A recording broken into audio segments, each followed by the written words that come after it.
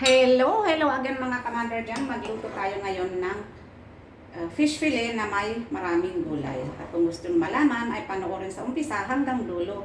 Maraming salamat po. Ayan, at bago natin umpisahan ay marinate natin yung dalawang slice na fish fillet natin. Inalis natin yung balat at hinugasan natin at drainay natin. At ayan, maglagay tayo ng olive oil. Ayan, Ayan, ituloy natin. Ito ay chopped na garlic. Tsaka maglagay tayo ng black pepper at konting asin lang. Ayan, at iwan natin ng mga 5 minuto muna para ma-marinate yung nilagay natin na black pepper at saka yung olive oil at saka yung garlic. Ayan. Ayan mga kamador dyan, yung mga gulay na gamitin natin sa pagluluto sa fish fillet. Ayan, yung nag-grate ako ng zucchini, carrots, at saka yung in-slice ko ng maliliit yung cauliflower at saka yung maraming celery leaves. Yung celery stalk pala. Ayan.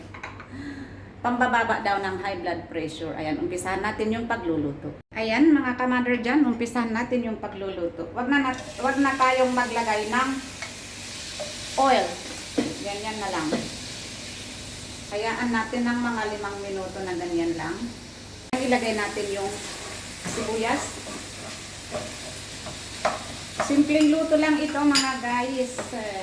Para healthy tayo. Hayaan natin ng mga 1 minute. Tsaka natin ilagay yung mga gulay. Ayan, unahin natin yung celery leaves. Takpan natin ng mga 1 minute.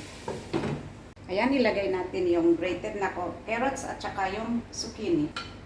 Sabay natin itong cauliflower. Ayan, haluin natin. Haluin natin ng maigi. Ayan. Ayan, takpan natin ng mga 2 to 3 minutes. Check na natin. Ayan, maglagay tayo ng black pepper. Ito ay maganda sa utak. Tsaka yung lagay tayo ng konting asin. Tsaka of course maglagay tayo ng chicken powder para may lasa. At yung turmeric. Yung turmeric ay ito ay maganda rin sa immune system natin. Medyo damihan natin. Ayan. Mahilig talaga ako sa turmeric.